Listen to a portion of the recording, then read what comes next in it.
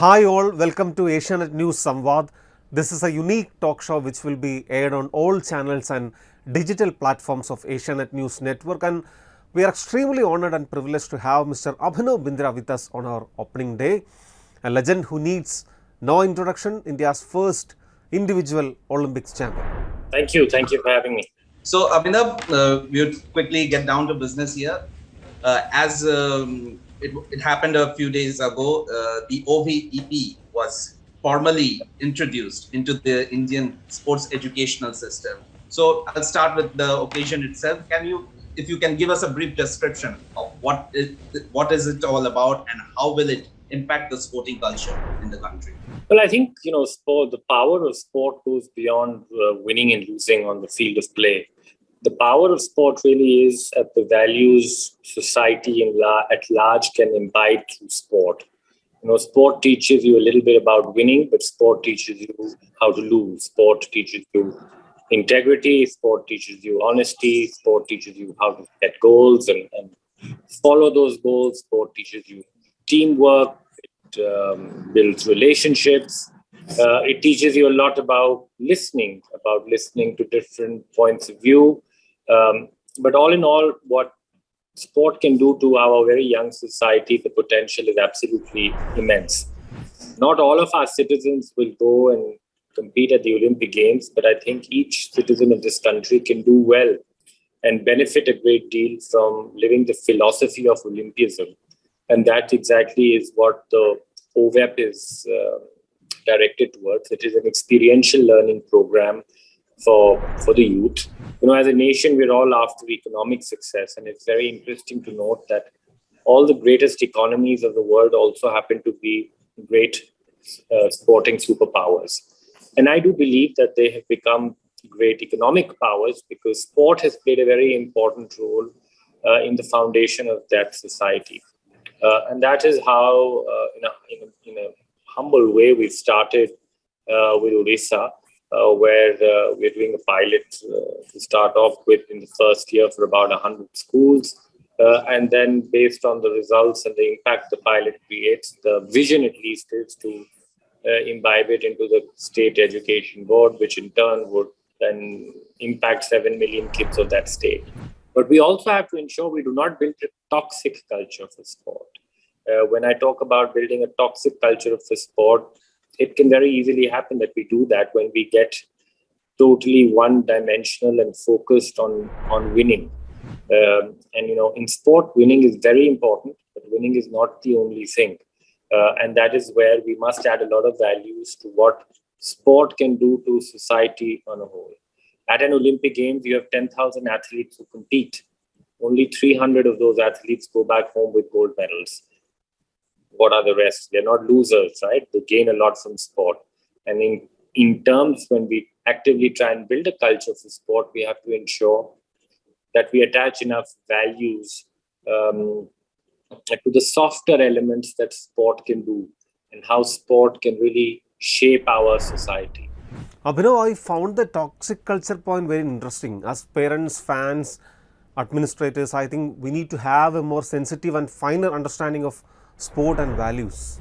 Yeah, I think it's not just about parents. It's about the whole ecosystem that surrounds an athlete, whether it be society, on how they react or overreact when an athlete wins or loses, whether it is the media, if they go hysterical when we win or when it's overly hysterical when we lose. It is about understanding sport to a greater degree and understanding how sport is. Winning on the field of play is important, but it is something can never be guaranteed.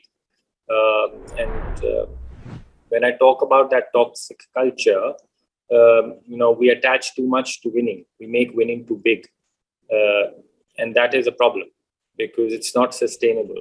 So the focus should be on the fact that we want more young people to be involved in sport. We want greater depth of talent emerging out of various disciplines.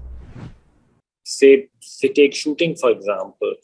We didn't win any medals in the last Olympics or even the Olympics prior. But the depth of talent that exists in that sport is immense in this country, which also is a good indicator that sport, even though has not won medals at the Olympics has developed over the last decade to a great degree. Because if you see the numbers, the quality coming through, now you have a completely fresh team almost a fresh team from what competed at Tokyo, and you have new stars emerging. So all that argues well. So this program will definitely also help increase participation in sport. Elite sport is always a niche world over. You're not suddenly going to get millions and millions of people dedicating 20 years of their life to elite sport. It's not going to happen. But we need those numbers. We need to push those numbers higher. And those numbers will only go higher when there will be more participation into recreational sport. Then an offshoot of more numbers in recreational sport would mean more athletes or more people devoting a long time to pursue excellence in sport. That's what we want to see. So, Abhinav, speaking about OVEP, it started with Odisha right now. What are the next states you're targeting, and how long do you think before it spreads pan-India? Well, it's not completely dependent on me.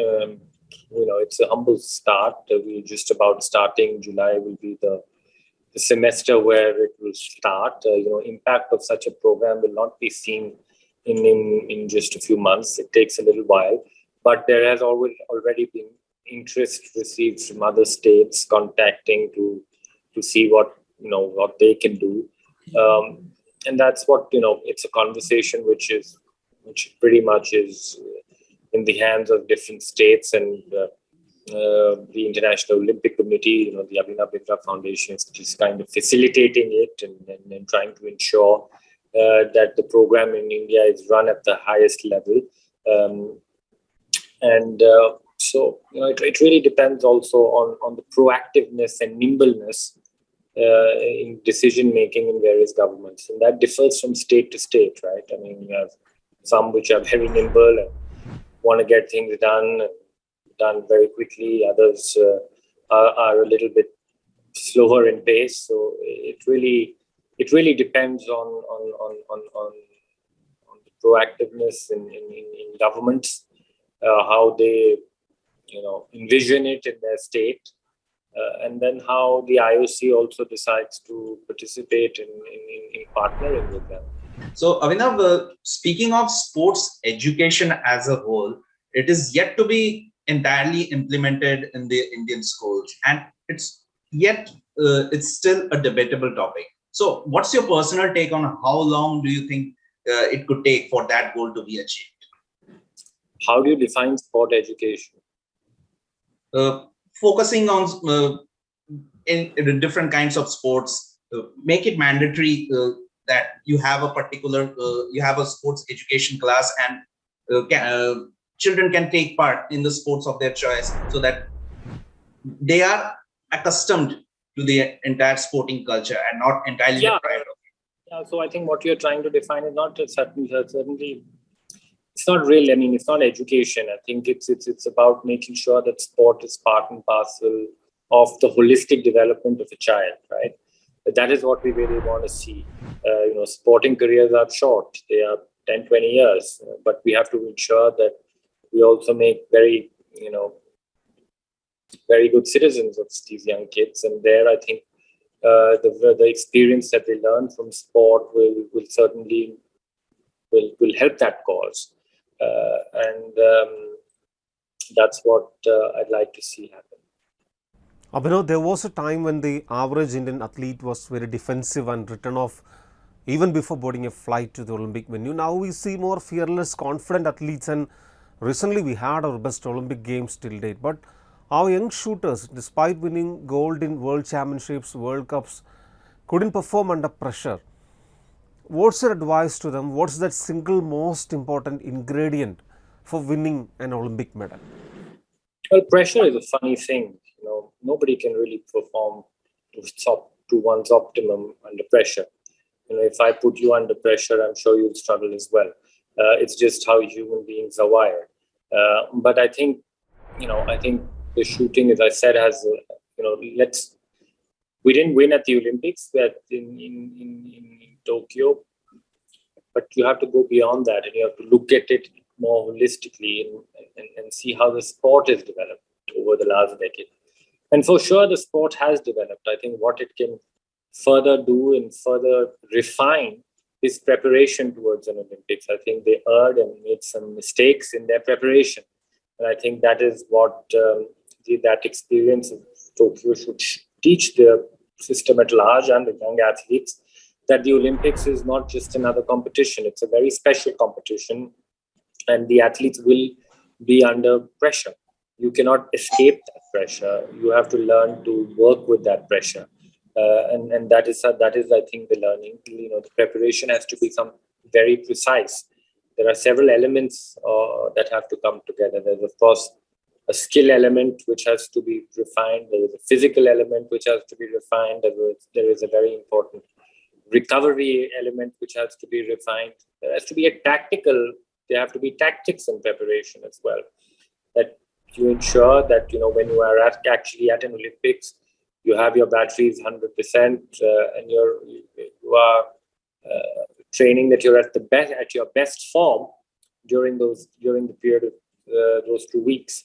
And that is where a scientific approach to training is important. Trying to really focus on that last 1% to get an edge over others.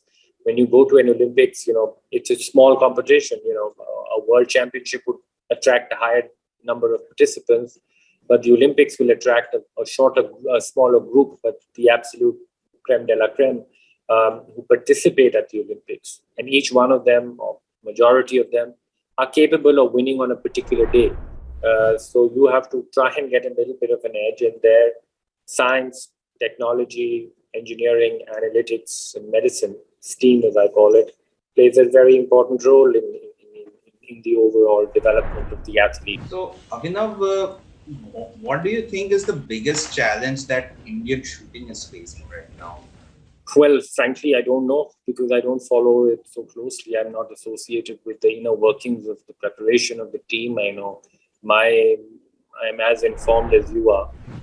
There was a big talk about a change in the coaching part after Tokyo, and I saw recently, after a year after the games, that process has finally happened. So it is a matter of defining the right policies as well, the right selection criteria as well, because you're spoiled for choices a little bit. It's also a little bit of a headache, because then you need to make sure that you have the right selection criteria and the right selection policy to really make sure that you select the right athletes. Make sure that the athletes keep developing. I think that is the challenge. We have a young team, and of course, young athletes need time. A 17-year-old is not going to may show potential to be the best in the world and maybe win few world level competitions, but the process of development, it's at a very early stage, right? If a 17-year-old is your main athlete, he or she has only been competing for 2 or 3, 4 years. And in 2 or 3, 4 years, he or she has not fully developed. He or she is in the process of developing. So that, while that has to be ensured that they also develop. It's not you just hop around the world and compete from one competition to the other. You also have to ensure that your team continuously develops in the various elements that I talked about. So, Abhinav, as you said, you don't follow deeply the sport anymore, but I'd still like to know from you India's chances in the World Championships. It's a young team. They have the potential to do well. There's no question about that. I think the World Championships also starts the Olympic qualification phase, the quota situation for Paris. And I think that will be an additional thing on the mind of athletes to get that quota place. That is the priority, really. Should be the priority for the athletes. The chances are bright. How much they will win and what they will do, I have no clue. But I'm sure that they are working in the right direction, and the potential that they've shown over the last few years has been very, very positive. So I only hope good things happen. Abhinav, despite all these recent achievements, there is an alarming increase in the number of doping cases in our country. Recently, we heard Olympian Anju Bobby George alleging that many Indian athletes are bringing back performance enhancing drugs from abroad. Yeah, again, it boils down to creating the right environment for sport to develop in this country. I talked so much about creating a toxic environment, and I think we've made winning too big. And when you make winning too big, then athletes are they give whatever it would ask them, and they get very susceptible to even doing things which are banned, which are illegal. So creating the right environment, I think, is very, very important.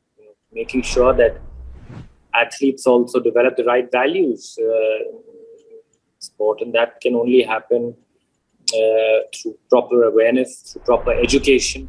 You said we won 7 medals at the Olympics, but I think on the shame list we're third or fourth in the world, which certainly is not a good thing, and it's not a good sign. And that again talks a little bit, for me personally, talks a little bit about the environment in our country that exists. As we are aware, organizers of 2026 Commonwealth Games have dropped shooting, archery and wrestling from the list of sporting disciplines, and Indian Olympic Association has lodged a protest against it. What's your take on this? Well, obviously, I'd like to see my sport represented in the Commonwealth Games. We've historically done well, and it's been part of the Commonwealth Games. But it is about making sure that your sport fits into the realm of things. There has to be a lot of lobbying done by the world body, by the different bodies that rule sport. It is not just so easy that you draft a letter or an email and shoot it off, and tomorrow it will be included, or make a ridiculous suggestion that the games will be held in another continent and hosted them in India. It's never going to be sustainable. That idea which was put forward a couple of years ago, I knew from day one it was just showmanship and utter rubbish. You have to ensure that your sport continues to remain relevant. But even if you look at the Olympic program, you have so many young, youthful urban sports making it to the Olympic Games. So you have to ensure that the sport remains relevant, the sport remains sustainable in terms of cost, in terms of environmental sustainability. And if you ensure that, then the sport is strong enough to, there will be no questions asked. So I think a lot of work needs to be done in that direction. But just shooting off an email here or there, or making some suggestions that, we'll boycott the games, that the other won't help. You have to ensure that, you lobby in the right forums, you speak to the right people, you ensure that the sport in itself stands strong, and work needs to be done in that direction. Abhinav, you were among the very few to openly talk about the mental health aspect of an athlete. Recently, Simone Biles, Naomi Osaka and a handful of others have opened up about what they were experiencing. But do you think that there is still a long way to go in raising awareness and increasing acceptance? Well, I think, an athlete's life has been dehumanized to a great degree over the last few years. I think there has been a big misconception that athletes are superhuman and they are kind of immune to any kind of mental health issues. But on the other hand, an athlete's life, is full of insecurities. Perhaps has more red flags and triggers than normal careers have. There is the constant of dealing with pressure. There is a constant about winning. There is a constant about dealing with failure. There is the physiological load just training puts on your body. If you do not recover enough or recover physically enough, it can also have a detrimental role on your mental aspect. There are injuries that an athlete faces. While there are physical injuries, the mental toll an injury has on a career of an athlete is absolutely immense. There's an impending end of a career. There is a career transition out of sport, which is a very difficult transition most athletes have. So there are many elements and red flags in a career and a journey of an athlete. But the bottom line is that, we have to again ensure that the environment is not toxic. And unfortunately, many environments across the world have become toxic because they've made winning too big, and winning the only thing, and pushing the athletes more, and really dehumanizing the athlete. Until and unless you put human well-being at the heart and center of performance, you'll never attain sustainable success. And only when you start to really prioritize the human element of the athlete, the human well-being of the athlete, that is when you will start to prevent mental health issues. Otherwise, athletes will continue to remain very susceptible to different issues. Even though you are not an active athlete now, you are still part of the Olympic movement as a member of IOC Commission, and it must have been a great matter of pride that you are able to contribute even after your retirement. Yeah, so I've been a part of the commission for a few years, and tried to contribute to the greatest extent that I can for the well-being of athletes, to ensure that the athlete remain with the heart and center of the Olympic movement. A lot of my efforts for the Athletes Commission have been directed towards mental health. All the resources that the IOC has put out through the working group on mental health, I've had a direct involvement there, but also on several other projects, on several different areas. I've tried to contribute my best towards that, and in a way it's been a fulfilling experience, an ability to give back to sport at large, and give back to the sporting community at large. It has, at a personal level, also been a very fulfilling time. I remember immediately after Neeraj Chopra's achievement in Tokyo Olympics, you shared your excitement with us, and now Neeraj is all set for his next big assignment, the World Championship. What's your message to him, especially considering the fact that there will be greater scrutiny and expectations this time? I'd like to wish him the best. I've had a chance to interact with him a few times, and I think he's a focused young person. And I think, I only try to tell him that, change will always be constant. How he prepared for Tokyo was one way of preparation. Now things have changed in many ways. So constant adaptability in preparation is something which is very important. You talk to yourself about expectations. He'll have to deal with that. There'll be about dealing with external expectations, but also internal expectations. But I think he's a committed person, and I think if he puts in all the effort, which I'm sure he will continue to improve, continue to develop as an athlete. Again, he's a young man, and he's yet to achieve his fullest potential. I hope he continues to improve. We would like to see him cross that 90-meter mark soon, and continuously be one of the strongest contenders at the world stage. And I wish him all the luck that he can get. All right, sir. So the first thing is the most embarrassing moment for you to date. So, I have had many embarrassing moments in my life, and even in my sports career, I think I had many embarrassing moments in my life, but hard to remember any. But what I learned in my sports career was to always learn to laugh at myself. And that is what happened. That is something that my coaches taught me, was the ability to be able to laugh at yourself. I think one of the embarrassing moments was that once I went to reach the final of an important competition, and I forgot to take my ammunition. So I went on to the firing line without any bullets.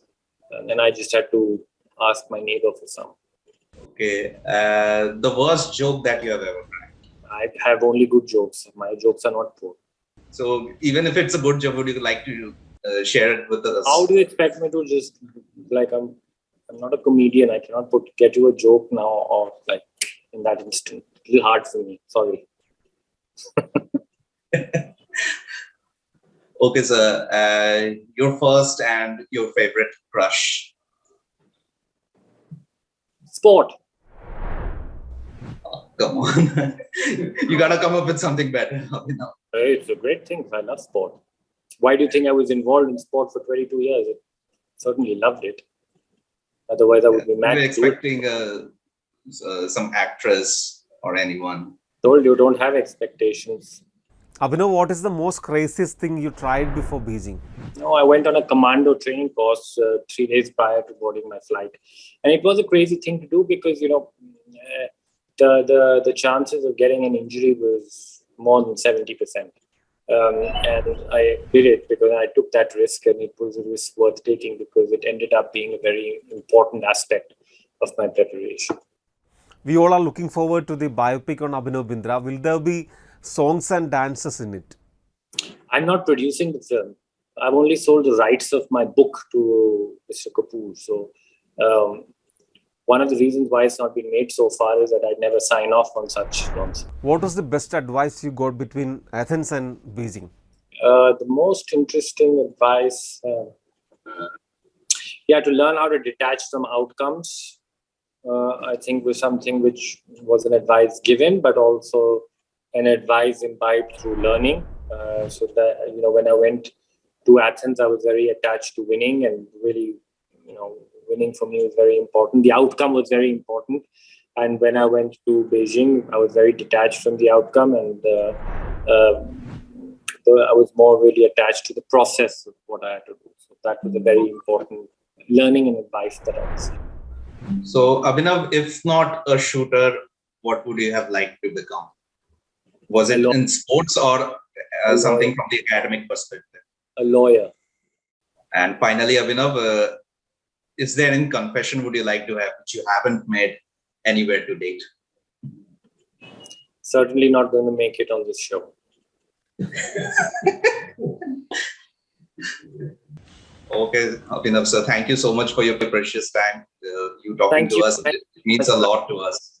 Thank you. Thank you, Abhinav. Thank you for the time. Thank you. Good to see you. Bye-bye.